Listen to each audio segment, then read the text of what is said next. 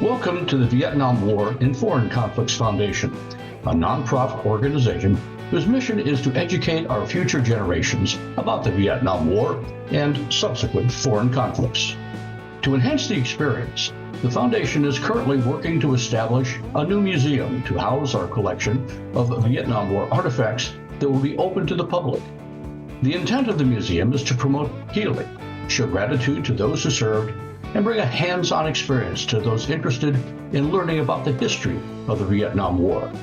If you are interested in learning more about the Foundation, please visit our website at vietnamwarfoundationmuseum.com.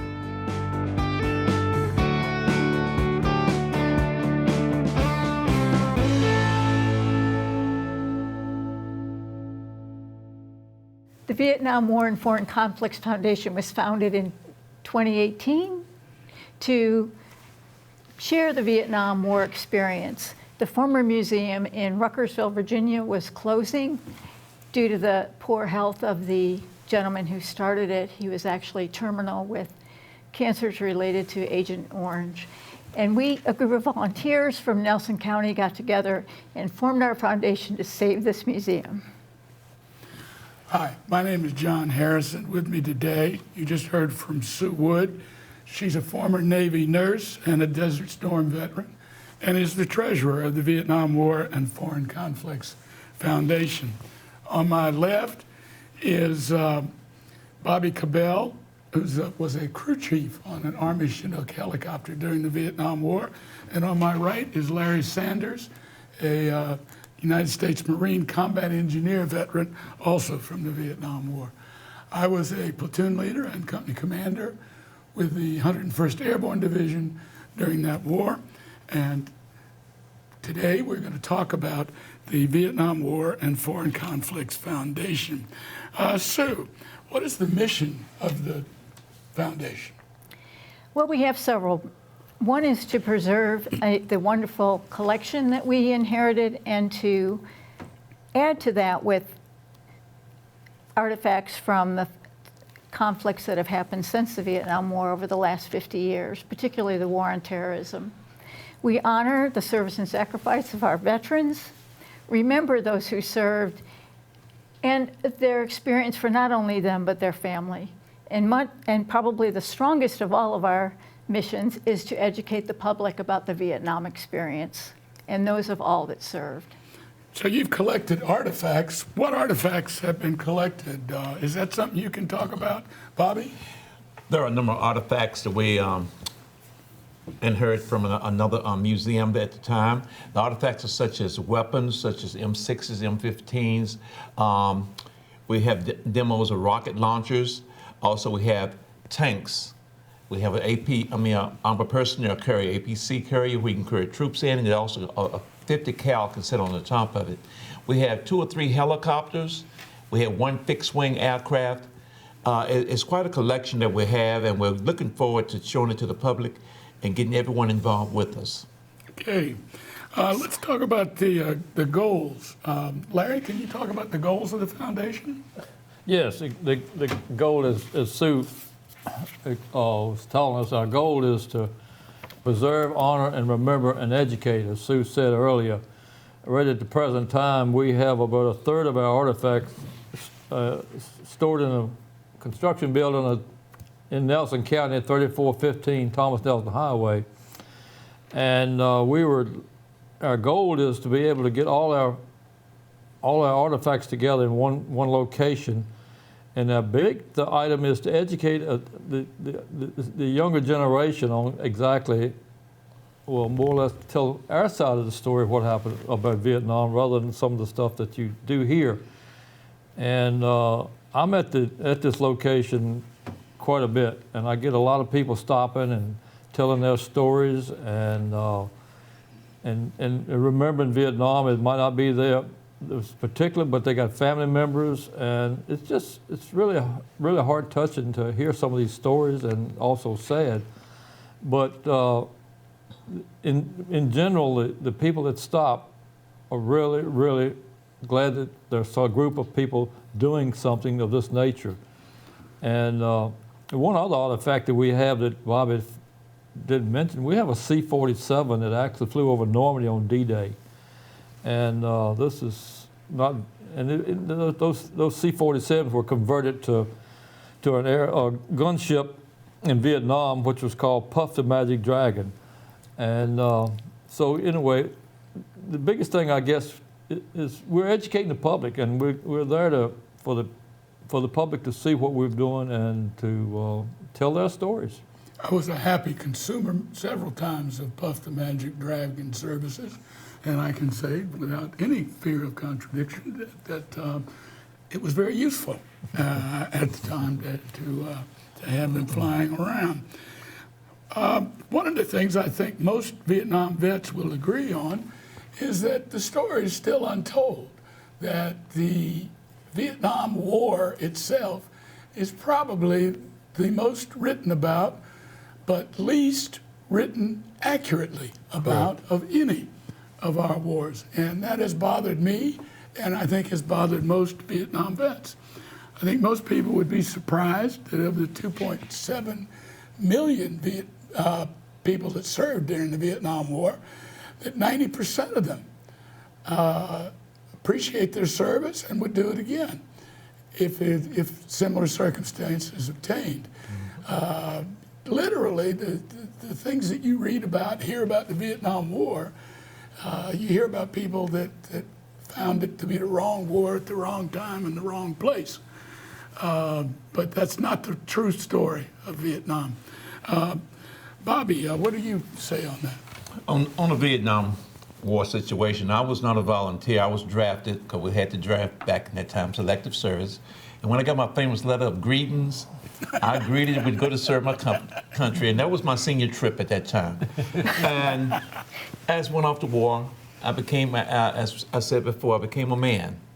Because being only 17, 18 years old for most of the vets that went in, and you grew up in Vietnam, and you grew up in the military with someone telling you what to do. But those memories of going and fighting for my country, I would do it again any day. And coming back, not being able to tell the entire story like it was told, or like it was, it brings back a lot of thoughts and memories and everything.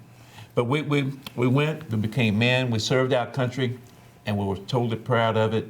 And now we're here today. That's our purpose, to try to enlighten a lot of you all what was going on. Sue had a different experience coming back from Desert Storm than we did. But Larry, what was your experience coming back? Well, one of the things, and you hear so much about how the veterans, I'm not the veterans, but the Vietnam veterans were mistreated. I had several experiences on my way back, actually, when I flew from California to the East Coast to Maryland, Baltimore, Maryland Airport. Me and another vet was on the plane, and when they got ready to serve the meals, we got a less quality meal than the others. And I had not forgot that in 50-some years. So, you know, it was one of those things. You come back. I had a job when I got back. I went back into the public work, what I was doing before, and we never discussed it much. It was, as I have told people, there were people that I went to high school with that I didn't know served in Vietnam, and now they're coming out and talking about it a little bit. And you know, and I think it's because of our museum that they're able to come out and see things and feel more comfortable talking now. And I think the country feels a little different about the Vietnam veterans now than it did back in the 60s. Well, it's certainly different from what I experienced back in the 60s. So what did you get when you came back? If you remember yellow ribbons and a big party, I was treated completely differently, and continually thanked for my service. I was very well supported by my employer. And it was short, but it was a very important experience in my life. Well, when I got back, I remember I flew in, and one of the things they told us was to take our uniforms off. Fly in civilian clothes or travel in civilian clothes. Don't travel in a uniform, because you will cause problems for yourself and for others around you, because the people literally were just nasty quite often. Having said that, my mother wasn't. She was glad to have me home. My sister, on the other hand, had a differing view. I think I took over her bedroom. my bedroom. But in any event, let's talk about the next show we're going to have. We're going to have Bob Ford talk about his experiences in Vietnam. He wrote this book, Black Cat 2-1. We're going to talk about that. We're going to talk about over 1,000 missions that he flew. And in fact, this helicopter that you see right there, I don't know if you can come in and see that, but we have that helicopter in the museum. So we're going to have the pilot that flew this in combat talk about his helicopter that you can actually go see at some point. We'll feature Bob, and these two gentlemen will be with me as well. The museum itself has a web page that you can visit, and if you Google the Vietnam War and Foreign Conflicts Foundation, you'll be able to get to that museum and be able to see the work that's being done to preserve, honor, remember, and educate the public about something that is not particularly well known even today, which is really kind of weird. If you go on Amazon, you look at the number of books on Vietnam, and there's almost a dividing line. Maybe 4 or 5 years ago, the tone of the books totally changed as to the meaning of the war and the effects of the war on various people. Bobby, what effects did it have on you? Well, the Vietnam War was going on in a lot of turmoil. Keep in mind, back in the 60s, that's when you had a lot of racial wars and segregation was going on. And to go to Vietnam and come back and you know, I was pretty much doing the same thing. You had to go downtown. They loaded us in the back of deuce and halves. So we had to go down for riot control on weekends because there was always a march on some large city. And when you were seeing that, you were saying, I just went around the world to fight a war, and I'm coming back to my home country to settle something like this. It was just unreal. But things were working out.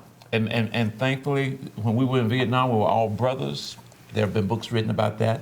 And when we come back, we became brothers and sisters again in the United States, trying to get our lives back together and getting this society back together. And that was pretty much where it touched me. I agree with that. What did you come on with, Larry?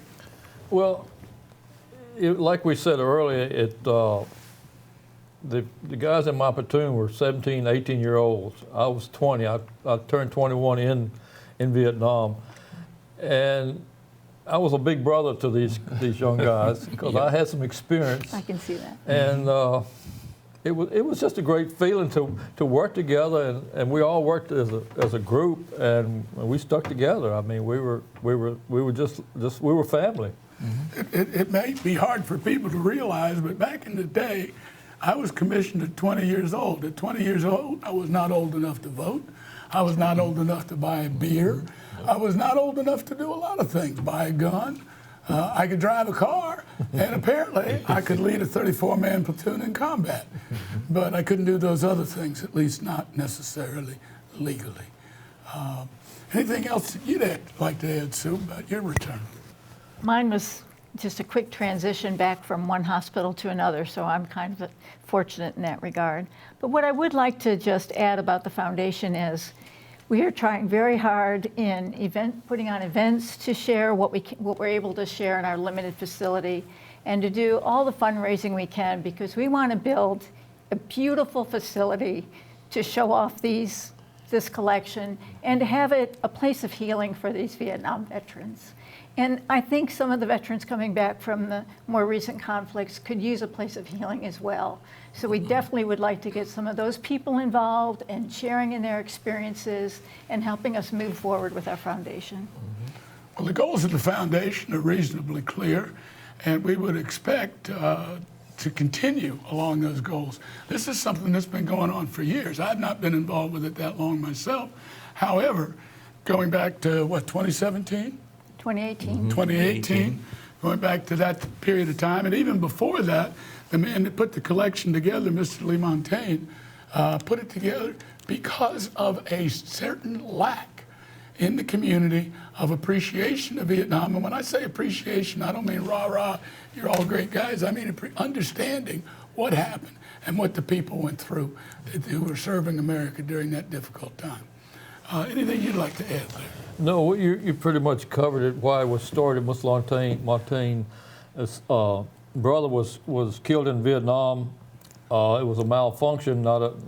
His plane wasn't shot down or anything.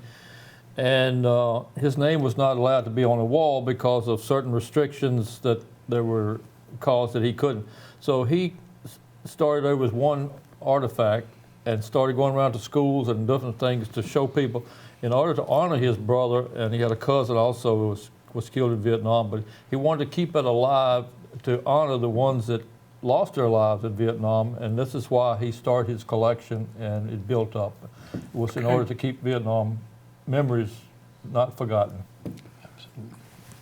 All right, watch for our next show. Again, we will talk about Black Cat 2-1.